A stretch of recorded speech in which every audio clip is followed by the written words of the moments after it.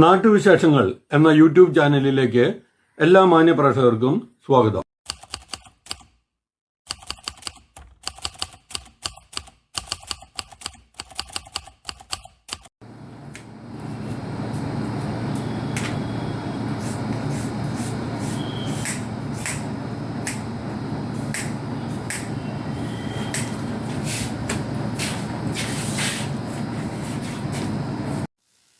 ഇദ്ദേഹം ബാർബർ ബാലു.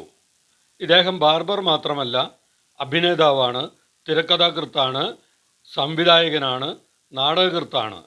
ഇദ്ദേഹത്തിൻ്റെ സംവിധാനത്തിൽ ഇദ്ദേഹം അഭിനയിച്ച ബാർബർ എന്ന ഹ്രസ്വചിത്രം ഏറെ ജനശ്രദ്ധ പിടിച്ചുപറ്റിയിരിക്കുകയാണ്.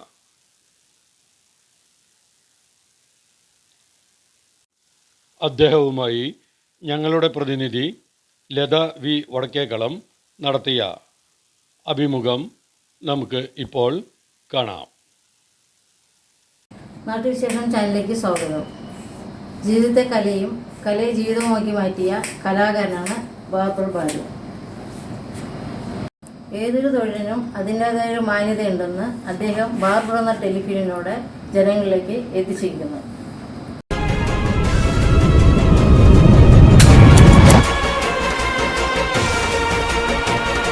കാത്തിരുന്ന് കിട്ടിയ കുട്ടിയല്ലേന്ന് കരുതി ലാളിച്ചപ്പോ തലേ കയറണോ?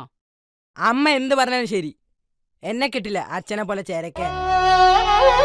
എന്തോടാ പറഞ്ഞത്? നിക്കടാ അവിടെ. വരട്ടവിടെ പറയുന്നുണ്ട് ഞാൻ. ചെക്കന്റെ ഒരു അഹങ്കാരം.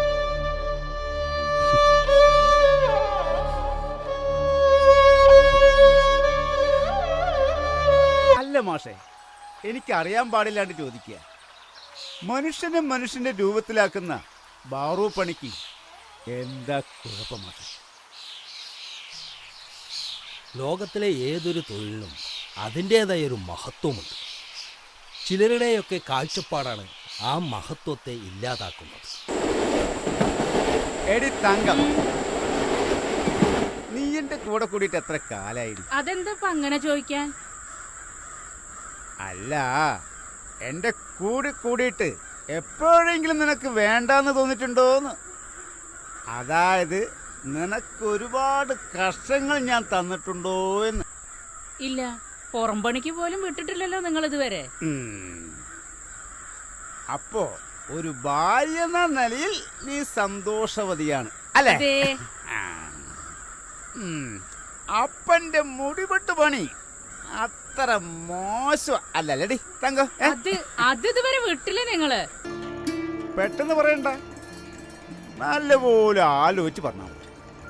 പക്ഷേ എടുക്കുന്ന തീരുമാനത്തിൽ ഉറച്ചു നിൽക്കണം. മനസ്സിലായോ? മനസ്സിലായച്ചാ. പിന്നെ അച്ഛൻ ഇടയ്ക്ക് പറയാറുള്ള കാര്യം ഓർമ്മ വേണം. എന്താണത്? മനുഷ്യ ജീവിതത്തിന്റെ വിലപ്പെട്ട സമയങ്ങൾ കടന്നുപോകും, അവ സ്വന്തമാക്കുക. അതാരാ പറഞ്ഞത്?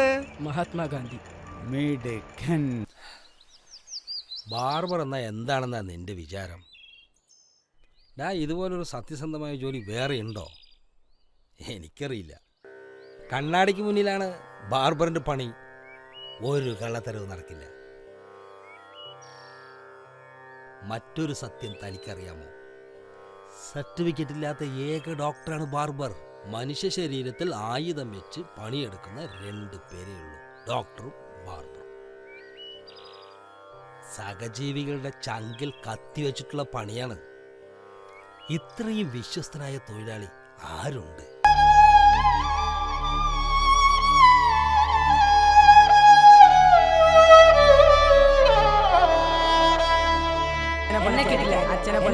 അച്ഛനെ പോലെ ചേരക്കാൻ.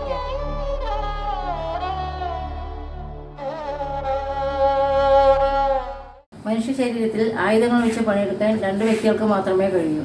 ഒന്ന് ഡോക്ടർക്കും ഒന്ന് ബാർബർക്കും. അദ്ദേഹത്തിൻ്റെ യഥാർത്ഥ ജീവിതവും കലാജീവിതവും പ്രേക്ഷകരുമായി പങ്കുവയ്ക്കുന്നു. നമസ്കാരം. കലയും ജീവിതവുമായി എങ്ങനെ മുന്നോട്ട് പോകുന്നു? കലയും ജീവിതമായിട്ട് മുന്നോട്ട് കൊണ്ടുപോയി ബുദ്ധിമുട്ടുണ്ട്. എന്നാലും കലയോടുള്ള അടങ്ങാത്തൊരു എന്താ പറയുക അഭിനിവേശം തന്നെ പറയാം. അതുകൊണ്ട് ആ ബുദ്ധിമുട്ടുകൾ അങ്ങനെ കാര്യമായിട്ട് എടുക്കാറില്ല. അതാണ് എൻ്റെ സത്യം. പിന്നെ കലാജീവിതം തുടങ്ങുന്നത് 1993 TS മോഹൻ സംവിധാനം ചെയ്ത കൗസരം എന്ന സിനിമയിലാണ് അഭിനയ ജീവൻ തുടങ്ങുന്നത്. അതിലാണ് മുഖം കാണിച്ചത്. പിന്നീട് കുറേ യാദവം ഭരണകൂടം അങ്ങനെ കുറേ പടങ്ങളിൽ ആൾക്കൂട്ടത്തിൽ അഭിനയിച്ചു. അതിലൊരു സംവിധായകൻ അനിൽ ബാബു എന്നൊരു സംവിധായകൻ മറ്റേ അരവിനോട് മഞ്ഞൂറായക്കർ എന്നുള്ള സിനിമയിൽ അഭിനയിക്കുന്ന സമയത്ത് അദ്ദേഹവും എൻ്റെ ക്യാമറമാൻ വിപിൻ മോഹനും കൂടി ഒരു കളിയാക്കിക്കൊണ്ടൊരു ചിരിയിരിക്കും. അപ്പം എനിക്ക് തോന്നി എന്നില്ല എന്നെ കളിയാക്കുന്നത്. അപ്പം അഭിനയം നമുക്ക് അത്ര വരില്ലെന്ന് തോന്നുന്നത് എനിക്കൊരു ആത്മവിശ്വാസം കുറയും. അങ്ങനെ നമുക്ക് അപരാധാവ് നമ്മളിലുണ്ടോ എന്ന് അറിയണമല്ലോ. അതിനുവേണ്ടി കേരളോത്സവ വേദികളിൽ നാടകങ്ങൾ എഴുതി സ്വന്തമായിട്ട് നാടകങ്ങൾ എഴുതി അവതരിപ്പിച്ച് തുടർന്ന് 3 തവണ എനിക്ക് ഒന്നാം സമ്മാനം. ആദ്യത്തെ നാടകം പ്രശ്നപരിഹാരം, പിന്നെ കർക്കിടത്തിലെ കർഷകൻ, പിന്നെ ജീവിതത്തിൻ്റെ തുടക്കം. അങ്ങനെ 3 തവണയും ഒന്നാം സമ്മാനം കിട്ടിയപ്പോഴും ഒരു ധൈര്യമാവും എനിക്ക് എഴുതാനും അത്യാവശ്യം അഭിനയിക്കാനുള്ള കഴിവുണ്ട്. പിന്നെ തുടർന്നൊരു 10-50ഓളം ടെലിഫിലിമിൽ അഭിനയിച്ചു, 3-4 സിനിമകളിൽ അഭിനയിച്ചു. അഭിനയിച്ച നടന്മാരും കൂടെ നെടുമുടി സാറ്, സുകുമാരിയമ്മ, കൊച്ചുപ്രാമൻ, കോട്ടയം നസീർ, തിരിച്ചോം, വി ഡി രാജപ്പൻ, സുരാജ് വെഞ്ഞാറുമൂടുമായിട്ട് 2005 കാലഘട്ടത്തിൽ പോകും ബുള്ളറ്റ് വാങ്ങുന്നൊരു സീരിയൽ തൃശ്ശൂരി ടി വിയിൽ തെളിയുന്നത്. അതിൽ തുടർന്ന ഒരു വേഷമായിരുന്നു അത്. തലക്കെട്ട് സസായം എന്ന് പറഞ്ഞ ഒരു കഥാപാത്രം കള്ളൻ്റെ. തുടർന്ന് അങ്ങനെ കുറേ 3-4 ചെയ്തെങ്കിലും അങ്ങനെ ശ്രദ്ധിക്കപ്പെടാൻ പറ്റിയില്ല. ഇതിനിടയിൽ കുടുംബം നാടകത്ത് കുഞ്ഞു നാടകങ്ങൾ അവതരിപ്പിക്കാറുണ്ട്. അതോടൊപ്പം തന്നെ നമ്മുടെ പാലക്കാട് ടാപ്പ് നാടകവേദി ഒരു സംഘടന, നാടക സംഘടന, അതിൽ ഞാൻ തുടർന്ന് നാടകങ്ങളൊക്കെ അവതരിപ്പിക്കാറുണ്ട്. കുറച്ച് നാടകങ്ങളും അംഗീകാരങ്ങളൊക്കെ കിട്ടിയിട്ടുണ്ട്. പിന്നെ എന്താ പറയുക, അപ്പോൾ നമ്മൾക്ക് അതിനിടയിൽ വേറെ സംഭവം എന്ന് വെച്ചാൽ പലരും എന്നോട് ചോദിക്കും, ബാലു ഈ തൊഴിലും ഈ കലയുമായിട്ട് എങ്ങനെ മുന്നോട്ട് കൊണ്ടുപോകുന്നു? സത്യമായിട്ട് പറഞ്ഞാൽ പ്രയാസം തന്നെയായിരുന്നു. കാരണം എന്ന് വെച്ചാൽ ഞാൻ ചെറുപ്പത്തിൽ കല്യാണം കഴിച്ച ഒരാളാണ്. 21 വയസ്സിൽ കല്യാണം കഴിഞ്ഞു. തുടർന്ന് 3 മക്കളുമായി. അത് പെൺമക്കളാണ്. പ്രത്യേകിച്ച് എൻ്റെ വൈഫ് എന്ന് പറയുന്നത് ആ ഒരു നാട്ടുപുറത്ത് കാര്യമായതുകൊണ്ട് വലിയ ശങ്കയായിരുന്നു. കാരണം ഇയാളൊരു സിനിമാ നടന്മാരെന്നൊക്കെ പറയുമ്പോൾ ഒരു ഗ്ലാമറൊക്കെ വേണം. പിന്നെ സത്യം പറഞ്ഞാൽ ഞാൻ പള്ളിക്കൂടത്തിൽ പോയിട്ടില്ല, സ്കൂളിൽ പോയിട്ട് പഠിക്കാനുള്ളൊരു സാഹചര്യം എനിക്ക് ഉണ്ടായിട്ടില്ല. കാരണം ഒരു പാവപ്പെട്ട കർഷക തൊഴിലാളിൻ്റെ മകനായതുകൊണ്ട് 5 മക്കളാണ് ഞങ്ങൾ. വളരെ ദാരിദ്ര്യം, അന്ന് കാലത്തൊക്കെ ഭയങ്കര ദാരിദ്ര്യമാണല്ലോ. അപ്പോൾ അമ്മൻ്റെ ദാരിദ്ര്യം സങ്കടം കണ്ടിട്ട് ഞാൻ തന്നെ ഒരു തൊട്ട മുല്ലയുടെ വീട്ടിൽ പോയിട്ട് അന്നൊക്കെ ഞങ്ങൾക്കുള്ള പാവപ്പെട്ടവർക്ക് ഈ കന്നുകൾ മേയ്ക്കുക എന്നുള്ളതാണ്. അപ്പം ഞാനൊരു അന്നൊരു 8-9 വയസ്സാണ്. ഒരു കൊമ്പൊക്കെ പറിച്ചൊരു വീട്ടിലേക്ക് പോയിട്ട് ഞാൻ കന്നുമേക്കാൻ വന്നിട്ടുണ്ട്. അവരെന്നെ മുടിക്ക് വിട്ടു. എടോ തന്നെ കന്നുമേക്കാൻ തന്നിട്ട് ഞങ്ങൾ മാടെല്ലാം കുത്തി ചത്ത് കഴിഞ്ഞാൽ ഞങ്ങൾ ഉത്തരം പറയേണ്ട ഒരു കുറച്ചുകൂടി വളരട്ടെ വളർത്താവട്ടെ. പിന്നെ അതിനിടയിൽ ഒരു അനിയത്തിയുണ്ട്. അപ്പോൾ അവളെയും നോക്കുന്ന ഒരു ചുമതല എനിക്കായി. പിന്നെ അവൾ വളർന്നു വരുന്ന അവർ അച്ഛനമ്മയും പണിക്ക് പോയി കഴിഞ്ഞാൽ അനിയത്തിനെ നോക്കുന്നൊരു ബാധ്യത എൻ്റെ ഒരു പണിയായിരുന്നു. പിന്നെ അവൾ വളർന്നൊരു 5 വയസ്സ് നമ്മളേക്ക് എനിക്ക് പഠിക്കേണ്ട പ്രായം കഴിഞ്ഞു. പിന്നെ വീട്ടിൽ കൂടിയ ദാരിദ്ര്യം കൊണ്ട് ഒരു സന്ദർഭത്തിൽ അച്ഛൻ വന്ന് പറയുകയാണ്, ഞാനിവിടെ മാട് മേച്ചിട്ടെല്ലാം കഴിഞ്ഞിട്ട് വീട്ടിലേക്ക് തിരിച്ചു വരുന്ന നേരത്ത് അച്ഛൻ വഴി നിൽക്കുന്നു. അപ്പോൾ എന്താ ചോദിച്ചപ്പോൾ, മകന് ഈ കന്നുകാലികളൊക്കെ മേച്ചിട്ട് ഇങ്ങനെ വെയിലും മഴയും കൊണ്ട് നടക്കുന്നതിനേക്കാളും നല്ലത് തൃശ്ശൂരിലൊരു വീട്ടുപണിക്ക് ഒരാളാവശ്യം പറഞ്ഞിട്ടുണ്ട്. അപ്പോൾ അന്ന് കാലത്ത് ഞങ്ങളുടെ ഒരാളുണ്ട്, സുന്ദരേട്ടമുള്ള ഒരാളുണ്ട്. അയാളൊരു കുട്ടികളങ്ങനെ അങ്ങോട്ട് കൂട്ടും. അന്ന് അങ്ങനെ ഒരു വലിയ ഇതൊന്നുമില്ലല്ലോ. അങ്ങനെ എനിക്ക് കുപ്പായൊന്നുമില്ല, മൂട് കയറിയേണ്ട അവസ്ഥ മാത്രമാണ്.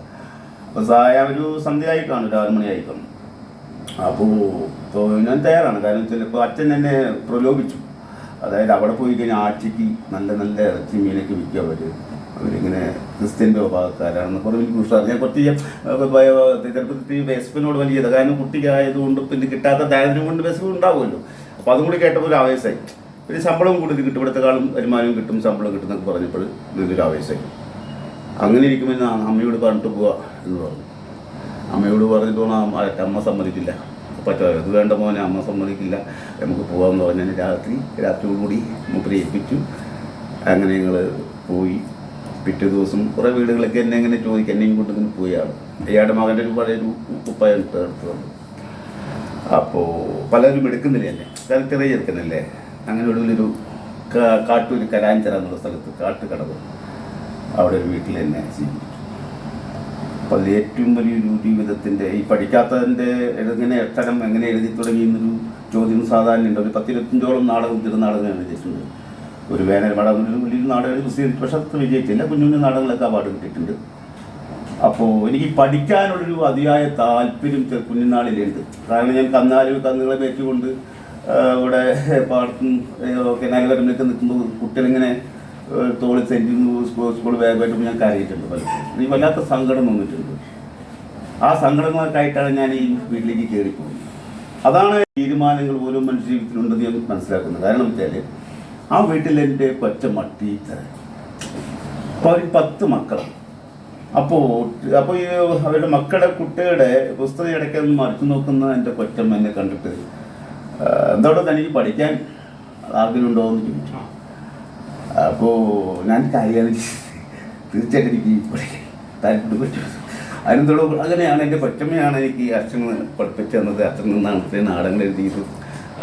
5ഓളം ടെലിഫിലിം കഥ എഴുതി സംവിധാനം ചെയ്തു. അന്ന് AC-യിലാണ് ഒരുപാട് വിട്ടെന്ന് 2000 കാലഘട്ടത്തിലായിരുന്നു.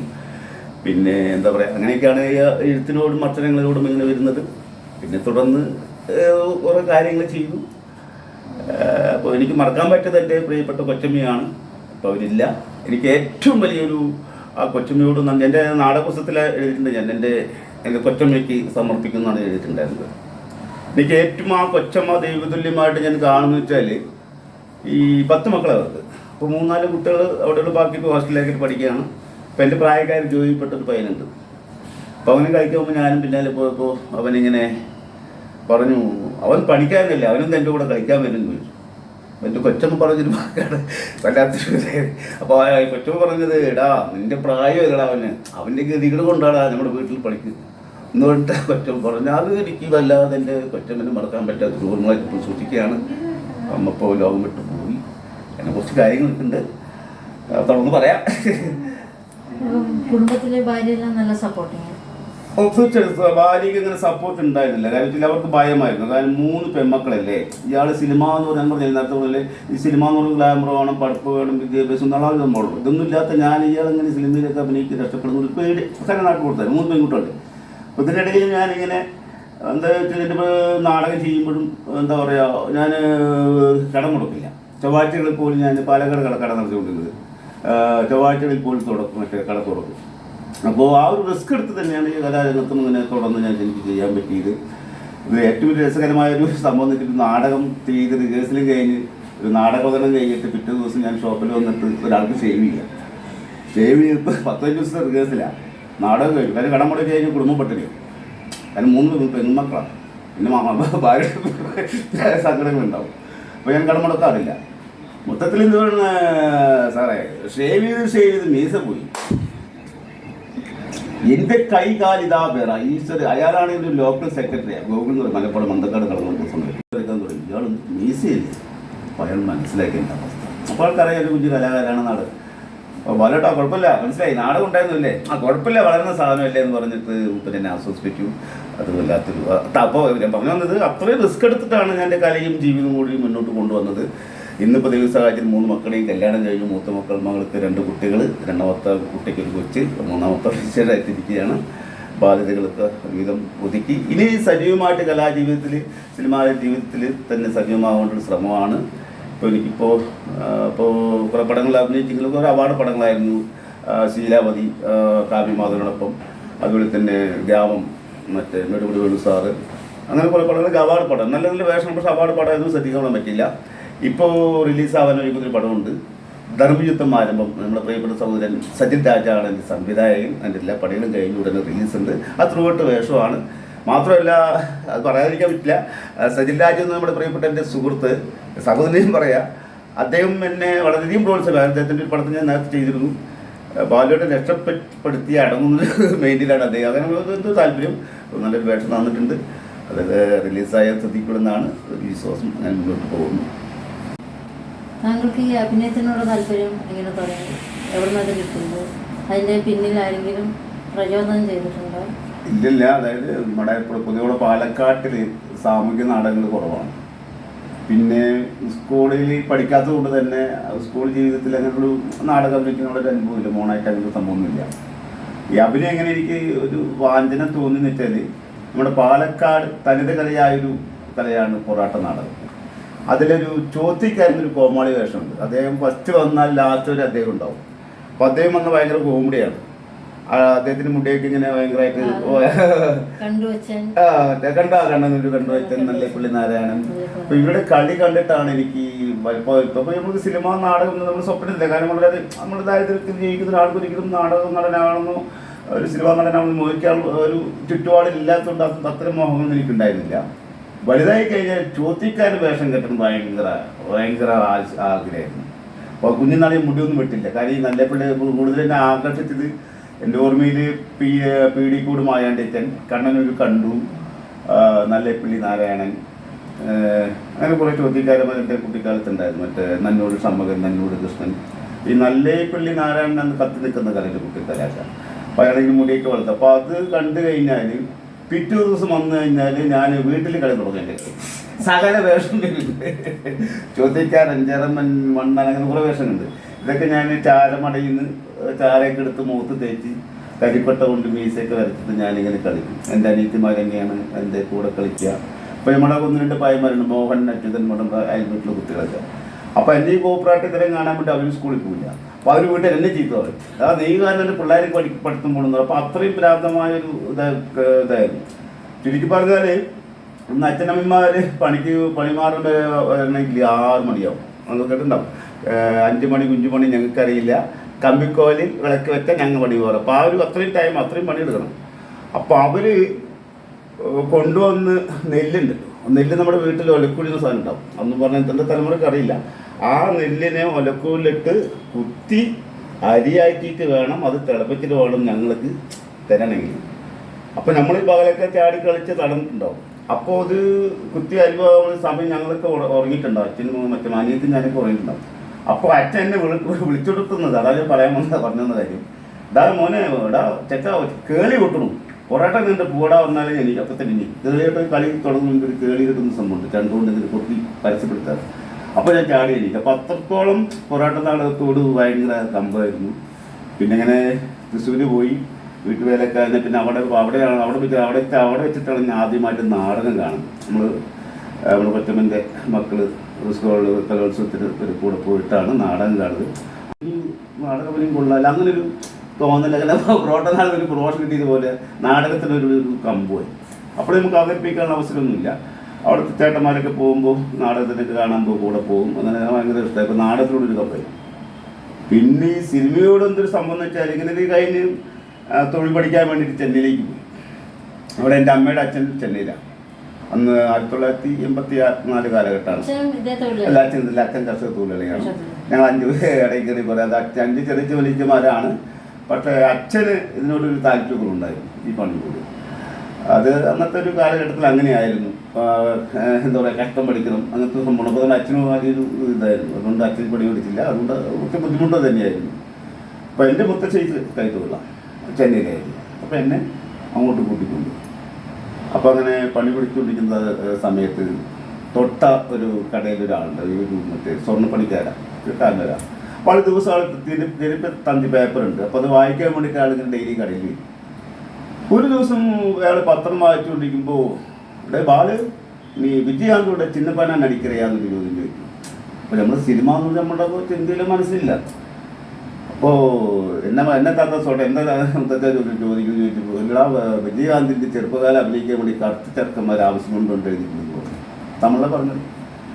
അപ്പം ഞാൻ ആദ്യം കൊടുത്ത മറുപടി നമുക്ക് இந்த നേരത്തേക്ക് അതൊക്കെ നമുക്കെല്ലാം സിനിമ നിങ്ങൾ എന്നാ കളിയാക്കാണെന്ന് ചോദിച്ചുകൊണ്ട് അദ്ദേഹത്തോട് മറുപടി പറഞ്ഞെങ്കിലും അദ്ദേഹമാണ് ഈ സിനിമയുടെ വിത്തിലേക്ക് ഇട്ടതിരുന്നത്. പിന്നെ ഞാൻ കണ്ണാടി നോക്കി അഭിനയിക്കലായി, ബാത്റൂമിൽ പോയി അഭിനയിക്കലായി. അന്നൊക്കെ 6 മണിക്ക് ബാർബർ ഷോപ്പ് തുറക്കണം. എൻ്റെ പണി ബാർബർ ഷോപ്പ് ഞാനാ തുറക്കാറ്റ്. മുത്തശ്ശിൻ്റെ പണിക്കാരുണ്ട്. മുത്തശ്ശി വാർഫീഡായിരുന്നു, കട വെച്ച് നടത്താറ്. അപ്പോൾ ഞാനിങ്ങനെ പോയി കണ്ണടയിൽ നോക്കിയുള്ള അഭിനയം പാത്രം നിൽക്കുകയാണ്. അങ്ങനെ അതിനോട് ഇങ്ങനെ തോന്നി. പക്ഷേ ഇത് എവിടെയാണ് ഇത് അവസരം കിട്ടുക എന്നുള്ളത് നമുക്കറിയില്ലല്ലോ. നമ്മുടെ ബന്ധങ്ങളൊക്കെ ഇങ്ങനെ ബന്ധങ്ങളാണല്ലോ. അതിനിടയിലാണ് അങ്ങനെയാണ് പിന്നെ കോഴിക്കട പണി പഠിച്ച് തിരിച്ചു വന്നു.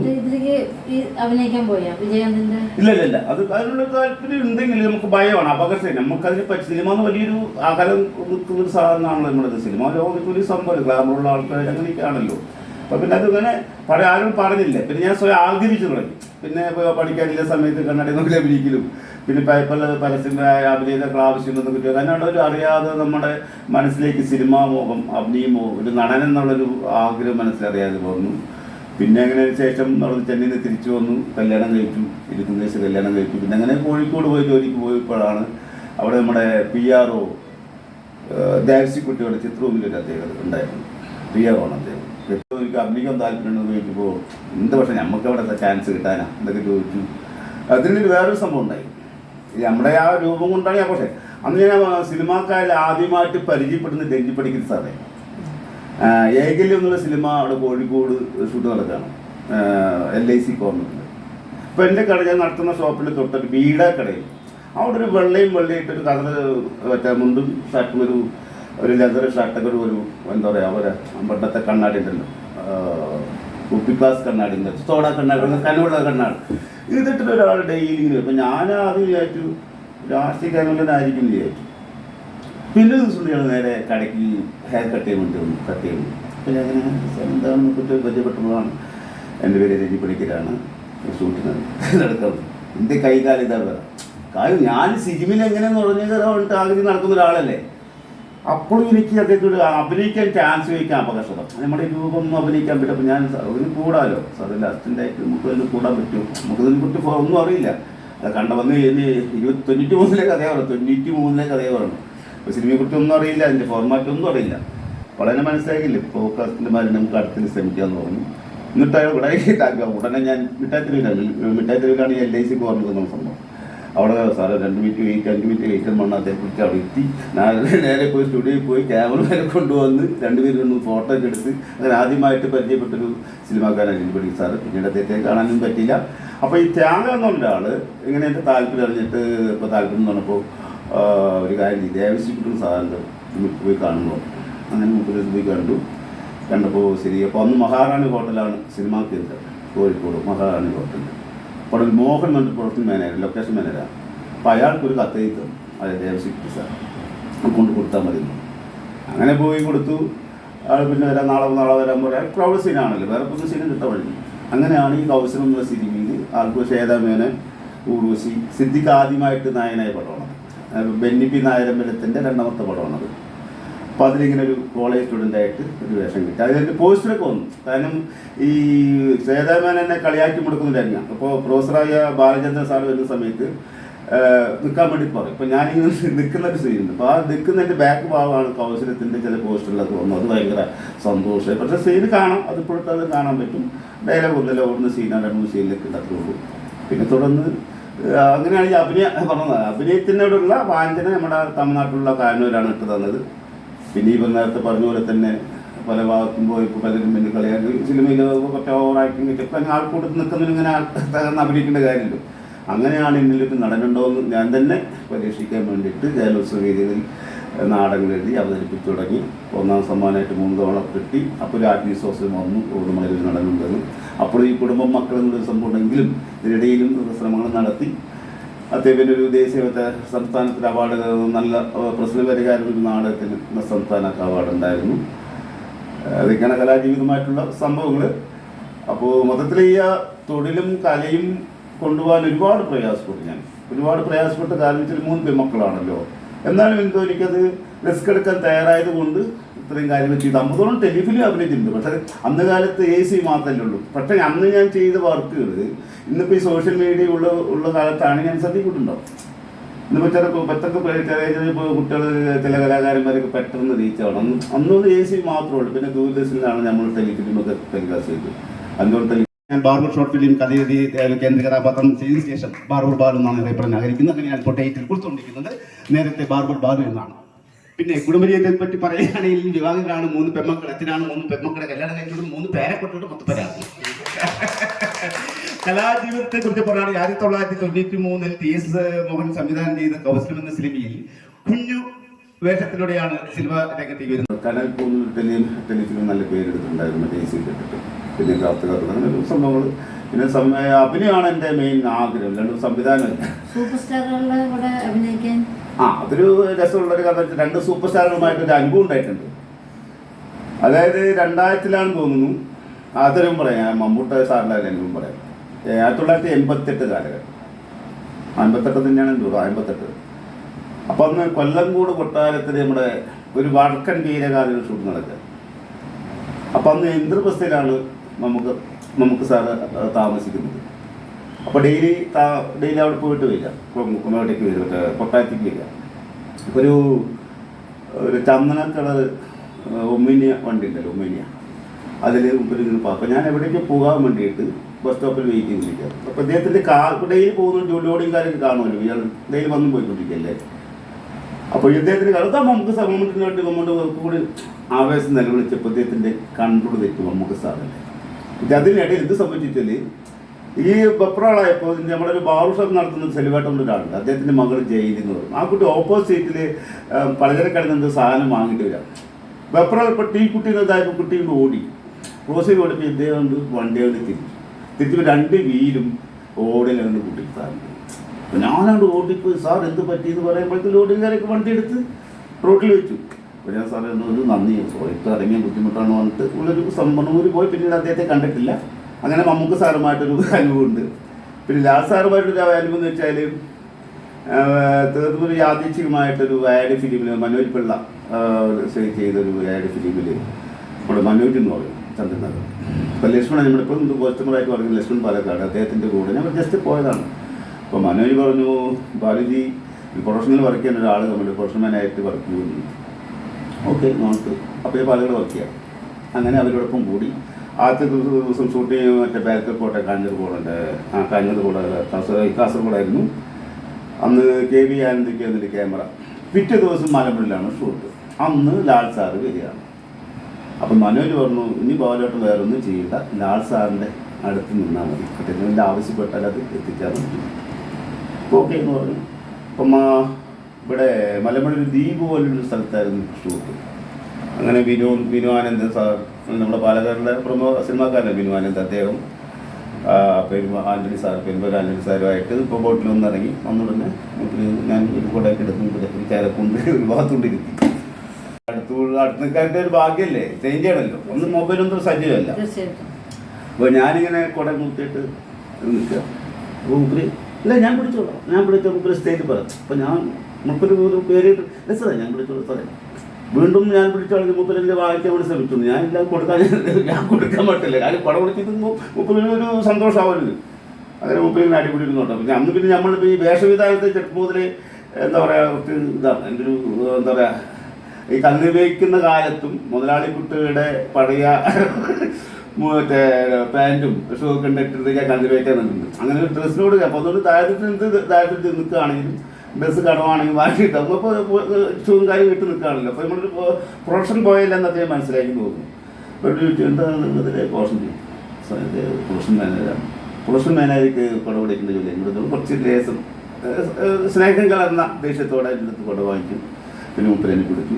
പിന്നെ മുപ്പര് കൂടെ നിന്ന് കൈ കെട്ടി നിന്നത് 2 ദിവസം അതിൻ്റെ പിറ്റേ ദിവസം ഷൂട്ടുണ്ടായിരുന്നു. നമ്മുടെ സേവ ഒരു ഭാഗത്തായിരുന്നു. നമ്മുടെ നമ്മുടെ ജ്വല്ലറി ഉണ്ടല്ലോ, ജിനൻസൻസ് ജ്വല്ലറിൻ്റെ വീട്ടിൻ്റെ പുറത്തടുത്ത് അന്ന് പാടുന്നത് അവിടെ നപ്പും മുപ്പിന് കൂട്ടത്തിൽ ഞാൻ നിന്നു ഷൂട്ട് കഴിയുന്നവരെ. പിന്നെ ആൾക്കാരൊക്കെ വരുമ്പോൾ അങ്ങ് മൂപ്പിൽ അങ്ങോട്ട് ഇരിക്കാം. പിന്നെ അന്നും VIP പോകുന്ന ഒരുപാട് കുട്ടികളുണ്ടായിരുന്നു. അവർ കാണുമ്പോൾ സാറിൻ്റെ പറഞ്ഞ സാഹചര്യം നല്ല പെരുമാറ്റമായിരുന്നു സാറ്. പക്ഷേ നമുക്ക് സാറുമായിട്ട് ഇടപെടാൻ പറ്റിയിട്ടില്ല.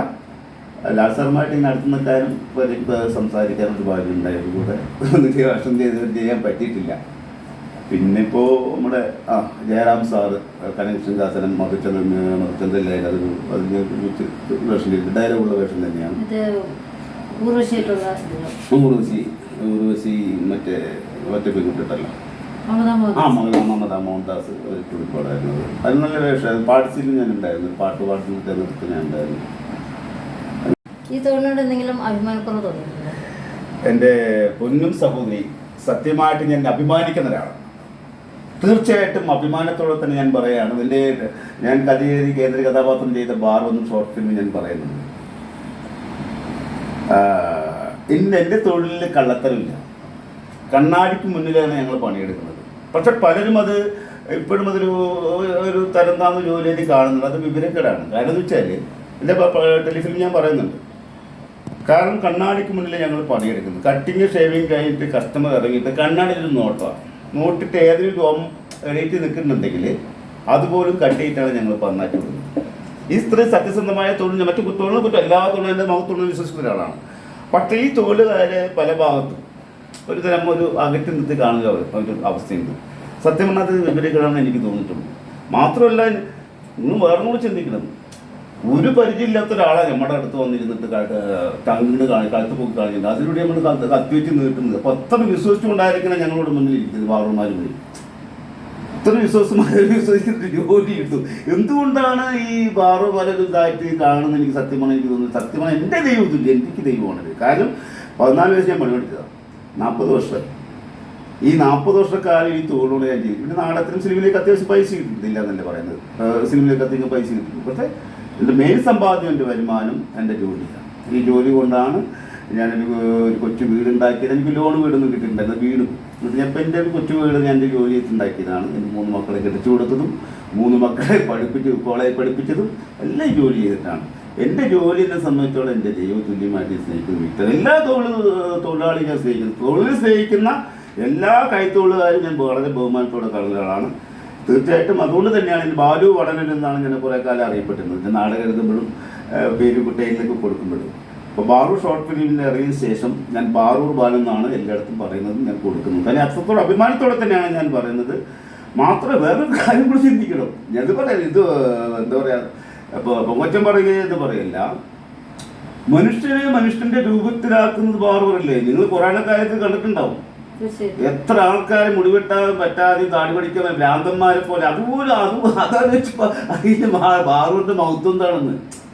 അതായത് ഞാൻ ശരിക്കും പറഞ്ഞാൽ അദ്ദേഹത്തെ കുറിച്ച് പറയാതിരിക്കാൻ പറ്റില്ല. എൻ്റെ ബാറൂർ ഷോർട്ട് ഫിലിമിൻ്റെ പ്രൊഡ്യൂസർ ബഹുമാനപ്പെട്ട നിഖിൽ കുടിയത്ത് സാറ്, അദ്ദേഹത്തോട് ഞാൻ ഈ കഥ പറയാൻ പോയപ്പോൾ അദ്ദേഹം പറഞ്ഞു, തീർച്ചയായിട്ടും മനുഷ്യ ജീവിതത്തിൽ ഒഴിവാക്കാൻ പറ്റാത്ത 2 സംഭവമാണ്, ഒന്ന് സ്വർണവും ഒന്ന് ബാറും.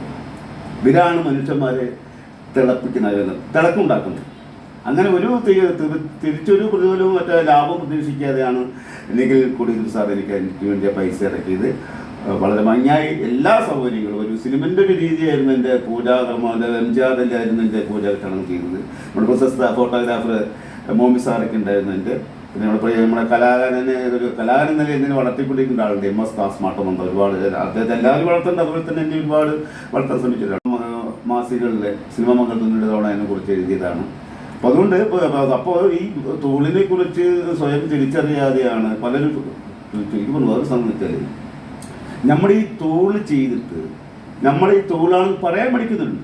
അവർക്കും കൂടെ ഇട്ടൊരു പണി ഞാനിത് കൊടുത്തിട്ടുണ്ട്. അതായത് എൻ്റെ ഈ മാർച്ചിലൂടെ ഒരു ഡയലോഗ് ഉണ്ട് ബാറു പറഞ്ഞത്. അപ്പോൾ മറ്റേ മാർച്ച് പറയുന്നത്, എന്താ കമ്പ്യൂട്ടർ ലോകത്ത് വളരുന്ന കുട്ടികൾക്കൊന്നും അറിയുന്നില്ല എന്ന് പറയുമ്പോൾ ഈ ബാറോട് കണ്ണപ്പത്തൊരു കഥ പറഞ്ഞു. എന്ത്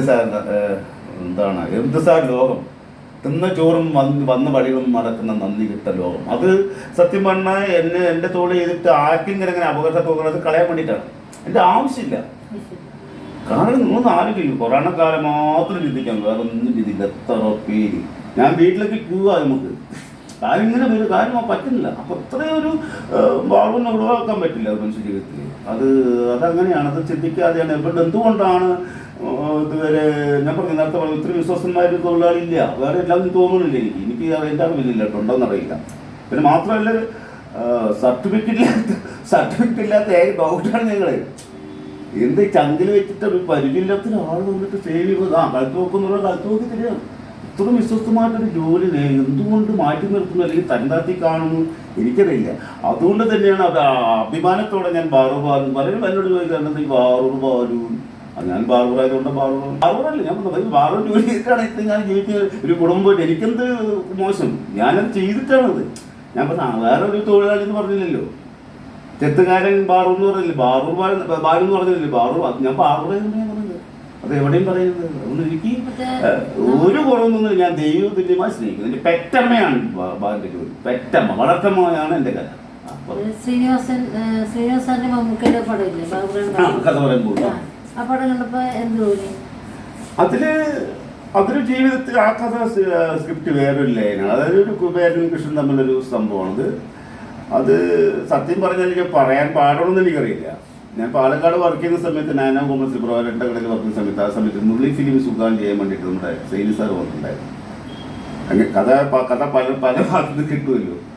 അപ്പോൾ അത് മൂപ്പര് ഞാനും അവിടെ വർക്ക് ചെയ്ത് മൂപ്പര് അവിടെ നോക്കി അവിടെ ഓഫീസിൽ നോക്കി കട കാണാൻ പറ്റും. അപ്പോൾ ഇങ്ങനെ കുറേ നേരം നോക്കിക്കൊണ്ടിരിക്കുന്നത്. അപ്പോൾ അവിടെ നോക്കിച്ച് ആശയമാണെന്ന് അറിയില്ല. പക്ഷെ അതുകൊണ്ട് മോശമായിട്ട് കിട്ടുന്നില്ലല്ലോ. അയാളൊരു ജോലി ചെയ്യുന്നു, അത് മോശമൊന്നും ആയിട്ടില്ല. അയാളുടെ ജീവിതത്തിൽ അത് വലിയൊരു കടയിടാൻ പറ്റാത്തതുകൊണ്ട് ചെറിയ സ്ഥാപനത്തിലെ ജോലി ചെയ്യുന്നു.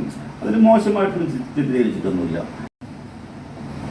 നന്മയാണല്ലോ അദ്ദേഹം. അപ്പം കഥ പറയുമ്പോൾ എന്നുള്ള സിനിമയിൽ ആ ബാർബറായ സുഹൃത്ത്, ബാല്യകാല സുഹൃത്ത് സ്വന്തം കമ്മൽ വിറ്റിട്ടാണ് അദ്ദേഹം പോകുന്നത്. അദ്ദേഹം പറയുന്നുണ്ട്, എൻ്റെ സുഹൃത്ത് എൻ്റെ ചങ്ങാതിലൂടെയാണ് എന്നെ നടന്ന് ഞാൻ അറിഞ്ഞത്, പുസ്തകം തരുമായിരുന്നു. ഇതൊക്കെ പറയുമ്പോൾ ആ ബാർബർ എന്നുള്ള സുഹൃത്തിനെ സ്നേഹിക്കുന്നുണ്ട് അദ്ദേഹം. എല്ലാവരും വളർന്നിട്ടില്ല. അവിടെ ഒരു നന്മയില്ലേ, ബാർബറിന് നന്മയാണ് ശ്രീനിവാസ് സാർ കണ്ടത്. അല്ലാതെ ഒരിക്കലും അവിടെ കുറവാക്കി കുറ്റപ്പെടുത്ത പറയുന്നില്ല. പിന്നെ ഇദ്ദേഹത്തിൻ്റെ ശ്രീനിവാസ സാറിൻ്റെ കഥാപാത്രം കഷ്ടപ്പെട്ട് ജീവിക്കുന്നത് കൊണ്ട് ഞാൻ അങ്ങനെ സമയത്ത് ജീവിക്കുമ്പോൾ എന്നെ സഹായിച്ച് എനിക്ക് ജീവിതം കാട്ടിത്തന്നെ സ്വന്തം കമ്മല് വിറ്റ് കൊടുക്കാമെന്ന് വെച്ചാൽ ആലോചിക്കണം. അത്രയും സ്നേഹിക്കുന്നതിന് ഇത്രയും കഷ്ടപ്പെടൽ കഴിയാൻ പറ്റും. അതും നമ്മുടെ നാട്ടിൽ സെറ്റിൽ ചെയ്യാന്ന് പറഞ്ഞു. അവിടെ ബാബുടെ കുറ്റമൊന്നും പറഞ്ഞിട്ടില്ല, അത് കുറ്റമൊന്നും പറഞ്ഞിട്ടൊന്നുമില്ല. പിന്നെ ഒരു കോമഡിക്ക് വേണ്ടി ചില എന്താ പറയുക പാട്ടുണ്ടല്ലോ, അതൊക്കെ ഒരു കോമഡിക്ക് അങ്ങനെ കാണാൻ പറ്റും. പിന്നെ അങ്ങനെ ചിലതൊന്നും നമ്മൾ ആ ഒരു രീതി കണ്ടാൽ മതി. പൊതുവെ ഒരു കുഴപ്പമില്ലാതെയാണ് ഞാൻ മനസ്സിലാക്കുന്നത്. അത് കുറ്റമൊന്നുമില്ല, അത് നല്ല ഒരു കാര്യം അമൂത്തം തന്നെയാണ് അതിൽ പറയുന്നത് ശ്രീനിവാസ് സാറ്. ഈ ജോലിക്കിടയിൽ ഷൂട്ട് ചെയ്യാനും പിന്നെ അഭിനയിക്കാനൊക്കെ പോകുമ്പോൾ കടയുടെ മുതലാളി അതിനോട് എങ്ങനെ പ്രതികരിക്കുന്നു? തീർച്ചയായിട്ടും ഇപ്പോൾ എൻ്റെ ഇപ്പോഴത്തെ മുതലാളി നല്ലൊരു സഹകരണമാണ്. ആശിഷ് എന്ന് പറയുന്ന പേര്. അദ്ദേഹത്തിൻ്റെ അച്ഛൻ്റെ സ്ഥാപനമാണ്. ആദ്യം മരിച്ചിട്ട് കുറച്ചായി ഗ്രൂപ്പിലാണ് നടത്തുന്നത്. അപ്പോൾ ഞാനാണ് കൂടുതൽ ഉണ്ടാവുക. ഫുൾ സപ്പോർട്ടാണ്. അതായത് ഷൂട്ടിങ്ങിന് പോകാൻ വേണ്ടിയിട്ട് ഏത് ദിവസവും ലീവ് തരാൻ മുപ്പൊരു സമ്മതമാണ്. കാരണം എൻ്റെ ക്രേസ് മുമ്പിലേക്ക് അറിയാം. പിന്നെ ഞാൻ ഇതിൻ്റെ ഒരു സൗകര്യത്തിന് സ്വന്തം കടകൾ വെച്ചത്, പക്ഷേ സ്വന്തങ്ങൾ നടത്താൻ പറ്റിയില്ല. അതിൻ്റെ അത് പറയേണ്ട കാര്യം തോന്നുന്നു. അത് പറയാൻ ചിലർക്ക് വിഷമം തോന്നുന്നു. ഇപ്പോൾ നല്ല ഫുൾ സപ്പോർട്ടാണ്. അതുകൊണ്ട് കുഴപ്പമില്ല. ആര് വിളിച്ചാലും പോകാനുള്ള സൗകര്യമുണ്ട്. പിന്നെ മാത്രമല്ല ഇപ്പോൾ അത്യാവശ്യം പോയാലും നമുക്ക് പ്രതിഫലം കിട്ടുന്നുണ്ട്. ഒരു ദിവസം ഒരു എമൗണ്ട് നമുക്ക് കിട്ടുന്നതുകൊണ്ട് നമുക്ക് ധൈര്യമായിട്ട് പോകാം. കുഴപ്പമില്ല, നല്ല സഹകരണമാണ്. മക്കളും മരുമക്കളൊക്കെ ഇതിനോട് എങ്ങനെ പ്രതികരിക്കുന്നു? മക്കളും മരുമക്കളും ഒന്നും വലിയ നല്ലൊരു കലാവാസനുള്ള വലിയ മരുമകൻ. എൻ്റെ ചേച്ചിൻ്റെ കൂടെ മകനാണ് സുരേഷ് ബാലു എന്നാണ് പേര്. രണ്ടാമത്തെ മരുമകൻ അനീഷ്, മൂന്നാമത്തെ മരുമകൻ സജീഷ്, മകളുടെ പേര് മൂത്തോട് സ്നേഹ, രണ്ടാമത്തോട് സ്വപ്ന, മൂന്നാമത്തോട് സാരിണി, മക്കളുടെ പേരക്കുട്ടികളുടെ സ്നേഹിതു. അങ്ങനെയാണ് കുടുംബം. അവരെല്ലാവരും നല്ല സപ്പോർട്ടാണ്. പ്രത്യേകിച്ചിട്ട് എൻ്റെ കൂടെ ഒരു ഭാഗ്യത്തിൽ എൻ്റെ മകളും മൂത്ത മകളും ഞാനും കൂടെ അഭിനയിച്ചിരിക്കുന്ന ആളൊക്കെ. മാത്രമല്ല അവൾ നല്ല സപ്പോർട്ടാണ്. മാത്രം ഈ അടുത്ത കാലത്ത് എനിക്കൊരു അനുഭവം ഉണ്ടായെന്ന് വെച്ചാൽ എൻ്റെ മക്കൾ എന്നെ മനസ്സിലാക്കുന്നുള്ളതാണ്. കാരണം അച്ഛൻ ഞങ്ങളുടെ ബുദ്ധിമുട്ടുകൊണ്ടാണ് അച്ഛൻ കൂടുതൽ സജീവമാവാത്തത്. കഴിവില്ല. അച്ഛൻ തുടർന്ന് നാടകങ്ങളും അവാർഡ് കിട്ടുക, എല്ലാ പ്രോത്സാഹനം കിട്ടുക, കുറേ ടെലിഫിലിമൊക്കെ കണ്ടപ്പോൾ അച്ഛൻ രക്ഷപ്പെടേണ്ട ഒരാളാണ്. പക്ഷേ ഞങ്ങളുടെ ഉത്തരവാദിത്തങ്ങൾ നിറവേറ്റാൻ വേണ്ടിയിട്ടാണ് അച്ഛൻ കുറച്ചൊക്കെ അവസരങ്ങൾ തേടിപ്പോകാൻ അവസരം അച്ഛനില്ലാത്തത് കൊണ്ടാണ് എന്നുള്ളത് മക്കൾ മനസ്സിലാക്കുന്നത്. ആ മനസ്സിലാക്കിക്കൊണ്ട് എനിക്ക് കഴിഞ്ഞ വർഷം പിറന്നാളിന് ഫാദർ ഡേ കഴിഞ്ഞ വർഷം പിറന്നാൾ സമ്മാനമായിട്ടൊരു കവിത എഴുതി തന്നിരുന്നു മൂത്ത മനസ്സിലായി. അത് സത്യം കൊണ്ടായിട്ട് വല്ലാതെ പേര് അതിലൊരു വരി പറയുന്നത്, തനിക്കായി സ്വപ്നങ്ങൾ ഏറെയുണ്ടെങ്കിലും ഞങ്ങൾ 3 പെൺമക്കൾക്കായി മാറ്റിവെച്ചതല്ല, മൂവരെയും മംഗല്യ പന്തലിൽ എത്തിച്ചു, നല്ലൊരു ജീവിത പങ്കാളിയും കൂട്ടി തന്നു. അച്ഛൻ്റെ പറയാൻ കിട്ടുന്നില്ല. അപ്പോൾ മക്കൾ ഫുൾ സപ്പോർട്ടാണ്. പ്രത്യേകിച്ച് വലിയോട് നല്ലതാണ്. ഇനി അച്ഛൻ ഫുള്ളായിട്ട് ഇറങ്ങിക്കൊള്ളുന്നത് തന്നിട്ടുണ്ട്. എല്ലാ തരത്തിലും. പിന്നെ നാട്ടുകാരും നല്ല സപ്പോർട്ടാണ്. എല്ലാവരും സപ്പോർട്ടിന് കുറവൊന്നും സാധിച്ചിട്ടില്ല. പിന്നെ ഇത് എന്നെ അറിയുന്നവർക്ക് അറിയാം. അപ്പോൾ 3 കുട്ടികളാണ്. ഒരു അവസരം കിട്ടാൻ പണ്ട് കാലത്ത് നമ്മൾ ചോദിക്കുമ്പോൾ അവർക്കൊന്നും സത്യമൊന്നും പൈസ കിട്ടില്ല. അതൊക്കെ തട്ടിക്കൂട്ട് വർക്കാണ്. ഇപ്പം നമ്മൾ വർക്കൊന്നും വിളിച്ചാൽ കേട്ടോ പൈസയൊന്നും ഉണ്ടാവില്ല, ഒന്ന് സഹകരിക്കുന്നു പറയുമ്പോൾ പോകാൻ പറ്റില്ല. കാരണം കുടുംബം പട്ടിണിയാവും. അങ്ങനെ ഒരുപാട് അവസരങ്ങൾ സിനിമയും നഷ്ടപ്പെടുത്തിയിട്ടുണ്ട്. എന്നിട്ട് ദൈവം സഹായിച്ചിട്ട് ഒരു സിനിമയിൽ പോയിട്ട് ഒരു ദിവസത്തെ തരാം, ധൈര്യമായി വന്നോളെന്ന് പറയുന്ന ആൾക്കായതുകൊണ്ട് ധൈര്യമായിട്ട് പോകുന്നുണ്ട്. കാരണം നമ്മുടെ ബാധ്യത ഇനിയുണ്ടല്ലോ, ഉത്തരവാദിത്തം കഴിഞ്ഞാലും ബാധ്യത ഉണ്ടാവുമല്ലോ. കുഴപ്പമില്ല. നമ്മളറിഞ്ഞ് നമ്മുടെ മനസ്സിലാക്കി കിട്ടുന്ന എല്ലാവരും നല്ല സപ്പോർട്ടാണ്. കുഴപ്പമില്ല.